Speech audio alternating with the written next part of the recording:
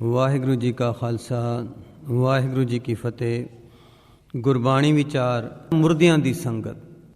ਹਰ ਇੱਕ ਇਨਸਾਨ ਦੇ ਜੀਵਨ ਵਿੱਚ ਨਜ਼ਦੀਕੀ ਸੰਬੰਧੀਆਂ ਜਿਹਾ ਕਿ ਮਾਂ ਬਾਪ ਭੈਣ ਭਰਾ ਪਤੀ ਪਤਨੀ ਬੱਚਿਆਂ ਮਿੱਤਰਾਂ ਅਥਵਾ ਹੋਰ ਪਿਆਰ ਵਾਲੇ ਜੀਵਾਂ ਦੀਆਂ ਮੌਤਾਂ ਹੁੰਦੀਆਂ ਰਹਿੰਦੀਆਂ ਹਨ।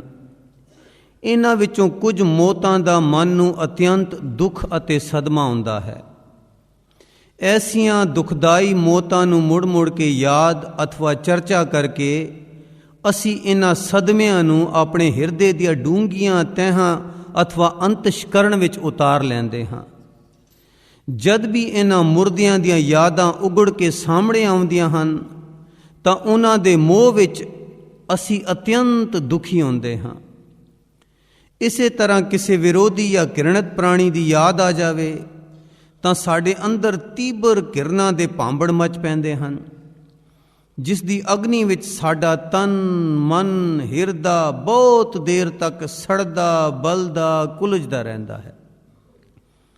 ਐਸੀਆਂ ਘਿਰਣਿਤ ਯਾਦਾਂ ਦੇ ਮੁੜ ਮੁੜ ਦੁਹਰਾਉਣ ਨਾਲ ਸਾਡੇ ਹਿਰਦੇ ਵਿੱਚ ਉਸ ਘਿਰਣਿਤ ਸ਼ਖਸ ਲਈ ਐਲਰਜੀ ਹੋ ਜਾਂਦੀ ਹੈ। ਭਾਵੇਂ ਉਹ ਸ਼ਖਸ ਮਰ ਮੁੱਕ ਵੀ ਜਾਵੇ ਤਾਂ ਵੀ ਉਸ ਦੀ ਮਾੜੀ ਜਿਹੀ ਯਾਦ ਅਤੇ ਯਾਦ ਰਾਹੀਂ ਸੰਗ ਕਰਨ ਨਾਲ ਸਾਨੂੰ ਸਣਕਪਣੀ ਅੱਗ ਲੱਗ ਜਾਂਦੀ ਹੈ। ਹਉਮੈ ਵਿੱਚੋਂ ਮੈਂ ਮੇਰੀ ਦਾ ਅਹਿਸਾਸ ਉਪਜਦਾ ਹੈ, ਜਿਸ ਨਾਲ ਸਾਨੂੰ ਮਾਇਕੀ ਪਦਾਰਥਾਂ ਜਾਂ ਸਰੀਰਾਂ ਦੀ ਅਪਣਤ ਅਥਵਾ ਪਕੜ ਹੋ ਜਾਂਦੀ ਹੈ। ਇਸ ਮੈਂ ਮੇਰੀ ਦੀ ਅਪਣਤ ਅਥਵਾ ਪਕੜ ਨੂੰ ਹੀ ਮੋਹ ਕਿਹਾ ਜਾਂਦਾ ਹੈ।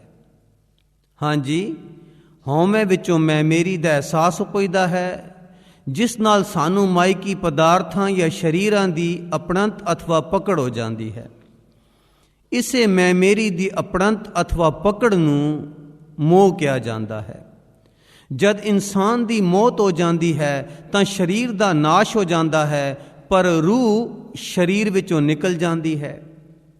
ਸੋ ਜਿਉਂਦੇ ਸਰੀਰਾਂ ਨਾਲ ਲਗਾਤਾਰ ਸੰਗ ਅਥਵਾ ਮੇਲਜੋਲ ਕਰਨ ਨਾਲ ਮੋਹ ਹੋ ਜਾਣਾ ਅਵਸ਼ ਹੈ, ਅਤੇ ਇਸ ਮੋਹ ਮਮਤਾ ਦੇ ਲਗਾਤਾਰ ਅਭਿਆਸ ਨਾਲ ਇਹ ਮੋਹ ਸਾਡੇ ਚਿੱਤ ਦੀਆਂ ਹੇਠਲੀਆਂ ਤਹਿਾਂ ਵਿੱਚ ਉਤਰ ਜਾਂਦਾ ਹੈ। ਹਾਂਜੀ, ਜਿਉਂਦੇ ਸਰੀਰਾਂ ਦੀ ਲਗਾਤਾਰ ਸੰਗ ਅਥਵਾ ਮੇਲਜੋਲ ਕਰਨ ਨਾਲ ਮੋਹ ਹੋ ਜਾਣਾ ਤਾਂ ਵਸ਼ ਹੈ, ਪਰ ਇਸ ਮੋਹ ਮਮਤਾ ਦੇ ਲਗਾਤਾਰ ਅਭਿਆਸ ਨਾਲ ਇਹ ਮੋਹ ਸਾਡੇ ਚਿੱਤ ਦੀਆਂ ਹੇਠਲੀਆਂ ਤਹਿਾਂ ਵਿੱਚ ਉਤਰ ਜਾਂਦਾ ਹੈ, ਜਿਸ ਕਾਰਨ ਉਸ ਦੀ ਮੌਤ ਹੋਣ ਤੋਂ ਮਗਰੋਂ ਵੀ ਮੋਹ ਦੀ ਅੰਸ਼ ਉਸੇ ਤਰ੍ਹਾਂ ਸਾਡੇ ਅੰਤਸ਼ਕਰਨ ਵਿੱਚ ਬਣੀ ਰਹਿੰਦੀ ਹੈ। ਇਸ ਤਰ੍ਹਾਂ ਪਿਆਰ ਅਥਵਾ ਮੋਹ ਵਾਲੇ ਮੁਰਦੇ ਅਤੇ ਨਫ਼ਰਤ ਵਾਲੇ ਮੁਰਦਿਆਂ ਦੀਆਂ ਯਾਦਾਂ ਰਾਹੀਂ ਮੇਲ ਜਾਂ ਸੰਗਤ ਅਤਿਅੰਤ ਦੁੱਖ ਕਲੇਸ਼ ਤੇ ਕੁਲਝਣਾਂ ਦਾ ਕਾਰਨ ਬਣਦੀਆਂ ਹਨ। ਐਸੀਆਂ ਘਿਰਣਿਤ ਅਤੇ ਦੁਖਦਾਈ ਮੁਰਦਿਆਂ ਦੀ ਖਿਆਲੀ ਸੰਗਤ ਨੂੰ ਅਸੀਂ ਮੁੜ ਮੁੜ ਘੋੜਦੇ ਰਹਿੰਦੇ ਹਾਂ, ਜਿਸ ਕਾਰਨ ਇਹਨਾਂ ਦੇ ਸਦਮੇ ਜਾਂ ਘਿਰਣਾ ਦੀ ਰੰਗਤ ਸਾਡੇ ਅੰਤਸ਼ਕਰਨ ਵਿੱਚ ਹੋਰ ਡੂੰਘੀ ਉਤਰਦੀ ਜਾਂਦੀ ਹੈ, ਜੋ ਕਈ ਜਨਮਾਂ ਤਾਈਂ ਦੁੱਖ ਕਲੇਸ਼ ਦਾ ਕਾਰਨ ਬਣਦੀਆਂ ਹਨ। ਦੂਜੇ ਲਫ਼ਜ਼ਾਂ ਵਿੱਚ ਐਸੇ ਮੋਹ ਜਾਂ ਘਿਰਣਾ ਵਾਲੇ ਕਈ ਮੁਰਦੇ ਅਸੀਂ ਆਪਣੇ ਅੰਤਸ਼ਕਰਨ ਵਿੱਚ ਅਜਾਈਂ ਖਾਮਖਾ ਵਸਾਏ ਹੋਏ ਹਨ, ਜਿਹੜੇ ਕਈ ਜਨਮਾਂ ਤਾਈਂ ਅਤਿਅੰਤ ਦੁੱਖ ਕਲੇਸ਼ ਤੇ ਕੁਲਝਣਾਂ ਦਾ ਕਾਰਨ ਬਣਦੇ ਹਨ। ਮੋਹ ਵਾਲੇ ਤੇ ਘਿਰਣਾ ਵਾਲੇ ਕਈ ਮੁਰਦੇ ਅਜਾਈਂ ਖਾਮਖਾ ਅਸੀਂ ਆਪਣੇ ਅੰਤਸ਼ਕਰਨ ਵਿੱਚ ਵਸਾਏ ਹੋਏ ਹਨ, ਜਿਹੜੇ ਕਈ ਜਨਮਾਂ ਤਾਈਂ ਅਤਿਅੰਤ ਦੁੱਖ ਕਲੇਸ਼ ਤੇ ਕੁਲਝਣਾਂ ਦਾ ਕਾਰਨ ਬਣਦੇ ਹਨ। ਇਹ ਜਗ ਮੋਹ ਹੇਤ ਵਿਆਪਤੰਗ ਦੁੱਖ ਅਧਿਕ ਜਨਮ ਮਰਣੰਗ। ਇਸ ਤਰ੍ਹਾਂ ਅਸੀਂ ਆਪਣੇ ਹਿਰਦੇ ਅਥਵਾ ਅੰਤਸ਼ਕਰਨ ਅੰਦਰ ਆਪੂ ਵਸਾਇਆ ਹੋਇਆ ਕਬਰਿਸਤਾਨ ਲਈ ਫਿਰਦੇ ਹਾਂ। ਦੂਜੇ ਲਫ਼ਜ਼ਾਂ ਵਿੱਚ ਐਸੀਆਂ ਮੋਹ ਮਾਇਆ ਵਾਲੇ ਮੁਰਦੇ ਦੀਆਂ ਯਾਦਾਂ ਭੂਤ ਪ੍ਰੇਤ ਵਾਂਗ ਸਾਡੇ ਅੰਤਸ਼ਕਰਨ ਦੇ ਕਿਸੇ ਖਲਖੂੰਜੇ ਵਿੱਚ ਵਸੀਆਂ ਹੋਈਆਂ ਹਨ, ਜਿਸ ਨੂੰ ਅਸੀਂ ਮੋਹ ਦੇ ਜਜ਼ਬਾਤ ਨਾਲ ਪਾਲਦੇ ਪੋਸਦੇ ਰਹਿੰਦੇ ਹਾਂ ਅਤੇ ਇਹਨਾਂ ਦੀ ਯਾਦ ਦੁਆਰਾ ਸੰਗਤ ਕਰਕੇ ਦੁੱਖ ਕਲੇਸ਼ ਭੋਗਦੇ ਰਹਿੰਦੇ ਹਾਂ। ਇਹਨਾਂ ਮੁਰਦਿਆਂ ਨੂੰ ਯਾਦ ਅਥਵਾ ਚੇਤੇ ਕਰਨਾ ਹੀ ਆਪਣੇ ਅੰਦਰ ਭੂਤਾਂ ਨੂੰ ਜਗਾਉਣਾ ਹੈ ਤੇ ਉਹਨਾਂ ਦੀ ਕੁਸੰਗਤ ਕਰਨਾ ਹੈ। ਮਰੇ ਹੋਏ ਅਣਹੋਂਦੇ ਸਰੀਰ ਨੂੰ ਯਾਦ ਕਰਨਾ ਅਤੇ ਉਸ ਮੁਰਦੇ ਦੀ ਖਿਆਲੀ ਸੰਗਤ ਕਰਕੇ ਦੁਖੀ ਹੋਣਾ, ਇਹ ਸਾਡੀ ਅਗਿਆਨਤਾ ਦਾ ਘੋਰ ਭਰਮ ਹੈ, ਜਿਸ ਵਿੱਚ ਸਾਰਾ ਸੰਸਾਰ ਪਰਵਿਰਤ ਹੈ। ਵੀਰਵਾਰ ਵੀਰ ਭਰਮ ਭੁਲਾਏ, ਪ੍ਰੇਤ ਭੂਤ ਸਭ ਦੂਜੇ ਲਾਏ। ਗੁਰਬਾਣੀ ਵਿੱਚ ਐਸੇ ਝੂਠੇ ਮੋਹ ਪਿਆਰ ਨੂੰ ਇਉਂ ਦਰਸਾਇਆ ਗਿਆ ਹੈ। ਨਾਨਕ ਮਨਮੁਖ ਅੰਧ ਪਿਆਰ, ਏਤ ਮੋਹ ਫਿਰ ਜੂਨੀ ਪਾਏ, ਮੋਹੇ ਲਾਗਾ ਜੰਪੁਰ ਜਾਏ। ਮੂਹੇ ਕੋ ਰੋਵੇ ਕਿਸੈ ਸੁਣਾਵੇ, ਭੈ ਸਾਗਰ ਅਸਰਾਲ ਪਿਆ। बालक मरे बालक की लीला, कह कह रोवे बाल रंगीला। जिसका सास हो तिन ही लिया, भूला रोवण हारा है। पर जो बन मर जाए के कीजै, मेरा मेरा कर रोवीजै। माया कारण रोए विगूचै, त्रिग जीवन संसारा है। पुत्र कलतर मोहेत है, सब दुख सबाया। जमदर बद्दे मारिए, पर मैं परमाया। लख स्यों प्रीत होवे लख जीवन, क्या खुशियां क्या चाओ। विछड़ियां विष होए विछोड़ा, एक घड़ी में जाए। ਇਸੇ ਤਰ੍ਹਾਂ ਜੀਉਂਦੇ ਵੈਰੀ ਲਈ ਕਿਰਨਾਂ ਦੇ ਵਲਵਲਿਆਂ ਦੇ ਅਭਿਆਸ ਦੁਆਰਾ ਸਾਡੇ ਚਿੱਤ ਦੀਆਂ ਡੂੰਘੀਆਂ ਤਹਿਾਂ ਵਿੱਚ ਇਸ ਵੈਰ ਦੀ ਕਿਰਨਾ ਉਤਰ ਜਾਂਦੀ ਹੈ। ਜਿਵੇਂ ਮੋਹ ਦੇ ਜਜ਼ਬਾਤ ਨਾਲ, ਮੋਹ ਦੇ ਲਗਾਤਾਰ ਅਭਿਆਸ ਨਾਲ ਮੋਹ ਅੰਤਸ਼ਕਰਨ ਵਿੱਚ ਧੱਸ ਜਾਂਦਾ ਹੈ, ਇਸੇ ਤਰ੍ਹਾਂ ਵੈਰ ਜਾਂ ਕਿਰਨਾਂ ਦੇ ਵਲਵਲਿਆਂ ਦੇ ਅਭਿਆਸ ਦੁਆਰਾ ਸਾਡੇ ਚਿੱਤ ਦੀਆਂ ਡੂੰਘੀਆਂ ਤਹਿਾਂ ਵਿੱਚ ਇਸ ਵੈਰ ਦੀ ਕਿਰਨਾ ਉਤਰ ਜਾਂਦੀ ਹੈ ਤੇ ਸਮਾਂ ਪਾ ਕੇ ਇਹ ਕਿਰਨਾ ਐਲਰਜੀ ਦਾ ਰੂਪ ਧਾਰ ਲੈਂਦੀ ਹੈ, ਜੋ ਵੈਰੀ ਦੀ ਮੌਤ ਤੋਂ ਬਾਅਦ ਵੀ ਉਸੇ ਤਰ੍ਹਾਂ ਬਣੀ ਰਹਿੰਦੀ ਹੈ। ਜਦ ਵੀ ਐਸੇ ਮੋਏ ਹੋਏ ਕਿਰਣਤ ਬੰਦੇ ਦੀ ਯਾਦ ਆਵੇ ਤਾਂ ਸਾਡੀ ਦ੍ਰਿੜ ਕੀਤੀ ਐਲਰਜੀ ਦੀ ਅੰਸ਼ ਮੁੜ ਜਾਗ ਪੈਂਦੀ ਹੈ ਤੇ ਅਸੀਂ ਈਰਖਾ, ਦਵੈਤ, ਵੈਰ, ਵਿਰੋਧ, ਨਫ਼ਰਤ, ਕ੍ਰੋਧ ਤੇ ਬਦਲੇ ਦੀ ਭਾਵਨਾ ਵਿੱਚ ਅਜਾਈਂ ਸੜਦੇ, ਬਲਦੇ ਤੇ ਕੁਲਝਦੇ ਰਹਿੰਦੇ ਹਾਂ। ਇਸ ਤਰ੍ਹਾਂ ਕਿਰਨਾਂ ਦੀ ਅੱਗ ਅਥਵਾ ਐਲਰਜੀ ਦੇ ਹਰ ਦੌਰੇ ਨਾਲ ਸਾਡਾ ਤਨ ਮਨ ਸੜ ਬਲ ਕੇ ਸਿਆਹ ਤੇ ਮਨੂਰ ਹੋ ਜਾਂਦਾ ਹੈ, ਬਲਕਿ ਆਪਣੀ ਕਿਰਨਾਂ ਦੀਆਂ ਤੀਖਣ ਕਿਰਨਾਂ ਰਾਹੀਂ ਮੁਰਦੇ ਵੈਰੀ ਦੀ ਰੂਹ ਨੂੰ ਵੀ ਜਾ ਸਾੜਦੇ ਹਾਂ। ਹਾਂਜੀ, ਜਦੋਂ ਅਸੀਂ ਕਿਸੇ ਦੇ ਮਰਨ ਤੋਂ ਬਾਅਦ ਵੀ ਉਸ ਪ੍ਰਤੀ ਵੈਰ ਦੇ ਵਲਵਲਿਆਂ ਨੂੰ ਦੁਹਰਾਉਂਦੇ ਹਾਂ, ਪਹਿਲਾਂ ਤਾਂ ਸਾਡਾ ਤਨ ਮਨ ਸੜ ਬਲ ਕੇ ਕਾਲਾ, ਸਿਆਹ ਤੇ ਮਨੂਰ ਹੋ ਜਾਂਦਾ ਹੈ ਤੇ ਫਿਰ ਆਪਣੀ ਕਿਰਨਾਂ ਦੀਆਂ ਤੀਖਣ ਕਿਰਨਾਂ ਰਾਹੀਂ ਉਹ ਮੁਰਦੇ ਵੈਰੀ ਦੀ ਰੂਹ ਨੂੰ ਵੀ ਜਾ ਸਾੜਦੇ ਹਾਂ। ਹੋਰ ਕੀ ਨੁਕਸਾਨ ਹੁੰਦਾ ਹੈ?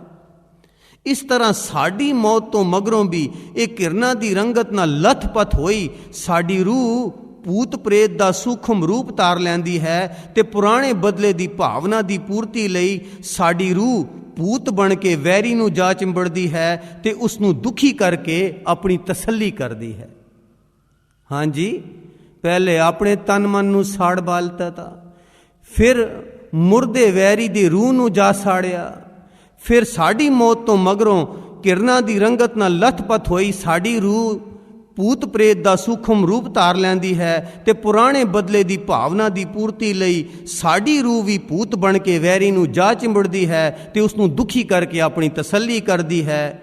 ਸੋ ਇਸੇ ਤੀਖਣ ਮੋਹ ਜਾਂ ਕਿਰਨਾਂ ਦੀ ਅੰਸ਼ ਦੀ ਰੰਗਤ ਅਥਵਾ ਐਲਰਜੀ ਕਾਰਨ ਸਾਨੂੰ ਭੂਤਾਂ ਪ੍ਰੇਤਾਂ ਦੀ ਜੂਨ ਵੀ ਧਾਰਨੀ ਪੈਂਦੀ ਹੈ, ਜੋ ਕਿ ਅਤਿਅੰਤ ਦੁਖਦਾਈ ਨਰਕ ਘੋਰ ਕਾ ਦੁਆਰਾ ਹੈ।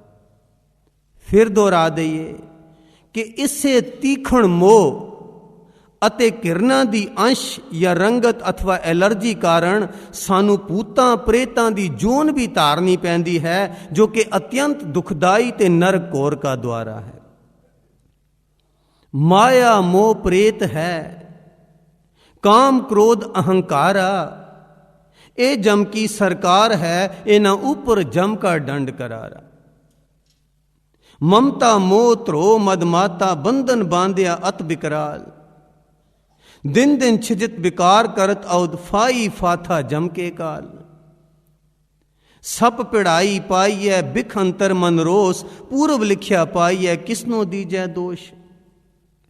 सो मोह या किरना दे तीखण वलवले ਦੋਹਾਂ ਰੂਹਾਂ ਲਈ ਜਿਉਂਦਿਆਂ ਅਤੇ ਮੌਤ ਤੋਂ ਬਾਅਦ ਵੀ ਅਤਿਅੰਤ ਦੁਖਦਾਈ ਅਤੇ ਹਾਨੀਕਾਰਕ ਹਨ। ਜਿਹੜਾ ਮੋਹ ਕਰਦਾ ਹੈ ਤੇ ਜਿਸ ਨਾਲ ਮੋਹ ਕਰਦਾ ਹੈ ਦੋਨਾਂ ਲਈ। ਜਿਹੜਾ ਕਿਰਨਾ ਕਰਦਾ ਹੈ ਤੇ ਜਿਸ ਨਾਲ ਕਿਰਨਾ ਕੀਤੀ ਜਾਂਦੀ ਹੈ ਦੋਨਾਂ ਰੂਹਾਂ ਲਈ, ਜਿਉਂਦਿਆਂ ਵੀ ਤੇ ਮੌਤ ਤੋਂ ਬਾਅਦ ਵੀ ਇਹ ਅਤਿਅੰਤ ਦੁਖਦਾਈ ਅਤੇ ਹਾਨੀਕਾਰਕ ਹੈ। ਇਹਨਾਂ ਵਿਚਾਰਾਂ ਤੋਂ ਸਪਸ਼ਟ ਹੈ ਕਿ ਜਿਉਂਦਿਆਂ ਦੀ ਕੁਸੰਗਤ ਨਾਲੋਂ ਮੁਰਦਿਆਂ ਦੀ ਕੁਸੰਗਤ ਜ਼ਿਆਦਾ ਹਾਨੀਕਾਰਕ ਤੇ ਅਤਿਅੰਤ ਦੁਖਦਾਈ ਹੈ। ਸੋ ਐਸੀ ਜਿਉਂਦਿਆਂ ਅਤੇ ਮੁਰਦਿਆਂ ਦੀ ਕੁਸੰਗਤ ਤੋਂ ਬਚਣ ਲਈ ਗੁਰਬਾਣੀ ਵਿੱਚ ਇਹ ਨੁਸਖੇ ਦੱਸੇ ਗਏ ਹਨ। ਕਿਹੜੇ? ਰੋਸ ਨਾ ਕਾਹੂ ਸੰਗ ਕਰੋ, ਆਪਨ ਆਪ ਵਿਚਾਰ, ਪਰ ਕਾ ਬੁਰਾ ਨਾ ਰਾਖੋ ਚੀਤ, ਬੁਰੇ ਦਾ ਭਲਾ ਕਰ, ਗੁੱਸਾ ਮਨ ਨਾ ਹੰਡਾਏ, ਨਿੰਦਾ ਭਲੀ ਕਿਸੈ ਕੀ ਨਾਈ, ਖਿਮਾ ਧੀਰਜ ਦੀ ਆਦਤ, ਨਾ ਕੋ ਬੈਰੀ ਨਹੀਂ ਬੇਗਾਨਾ, ਦਇਆ ਜਾਣੇ ਜੀ ਕੀ, ਚੱਲਣ ਜਾਣ ਜੁਗਤ ਮਹਿਮਾਨਾ, ਪਰ ਨਿੰਦਾ ਸੁਣ ਆਪ ਹਟਾਵੇ, ਛੋੜ ਅਵਗਣ ਚੱਲੀਏ। ਇਸ ਦਾ ਮਤਲਬ ਇਹ ਹੈ ਕਿ ਜਦ ਕੋਈ ਸਾਡੇ ਨਾਲ ਵਧੀਕੀ ਜਾਂ ਬੇਇਨਸਾਫੀ ਕਰੇ ਤਾਂ ਮਨ ਵਿੱਚ ਰੋਸ ਕਰਨ ਦੀ ਬਜਾਏ ਉਸ ਗੱਲ ਨੂੰ ਉਸੇ ਵੇਲੇ ਹੋ ਅਥਵਾ ਕੋਈ ਨਾ ਕਹਿ ਕੇ ਭੁਲਾ ਦਿਓ ਅਤੇ ਉਸ ਨੂੰ ਖਿਮਾ ਕਰ ਦਿਓ। ਜੋ ਉਸੇ ਵੇਲੇ ਰੋਸ ਵਾਲੀ ਗੱਲ ਨੂੰ ਭੁਲਾਇਆ ਨਾ ਗਿਆ ਤਾਂ ਇਹ ਰੋਸੇ ਗਿਲੇ ਸਾਡੀ ਮਨ ਦੀ ਫੱਟੀ ਉੱਤੇ ਉਕਰੇ ਜਾਣਗੇ ਤੇ ਸਹਿਜੇ ਸਹਿਜੇ ਇਹ ਅੰਤਸ਼ਕਰਨ ਵਿੱਚ ਧਸ ਵਸ ਰਸ ਕੇ ਐਲਰਜੀ ਬਣ ਜਾਵੇਗੀ, ਜੋ ਮੌਤ ਤੋਂ ਬਾਅਦ ਵੀ ਸਾਡੇ ਨਾਲ ਹੀ ਜਾਵੇਗੀ। ਇਸ ਤਰ੍ਹਾਂ ਅਸੀਂ ਇਹਨਾਂ ਰੋਸੇ ਗਿਲਿਆਂ ਦੀ ਯਾਦ ਦੁਆਰਾ ਉਹਨਾਂ ਨਾਲ ਕੁਸੰਗਤ ਕਰਦੇ ਰਹਾਂਗੇ। ਸੋ ਜਦੋਂ ਵੀ ਕੋਈ ਵਧੀਕੀ ਕਰੇ, ਖਿਮਾ ਕਰਕੇ ਉਸ ਨੂੰ ਉਸੇ ਸੈਕਿੰਡ ਭੁਲਾਓ। ਕਿਸੇ ਪ੍ਰਤੀ ਕੋਈ ਕਿਰਨਾ ਦਾ ਵਲਵਲਾ ਨਾ ਰੱਖੋ, ਸਾਰਿਆਂ ਨਾਲ ਪਿਆਰ। ਵਾਹਿਗੁਰੂ ਜੀ ਕਾ ਖਾਲਸਾ, ਵਾਹਿਗੁਰੂ ਜੀ ਕੀ ਫਤਿਹ।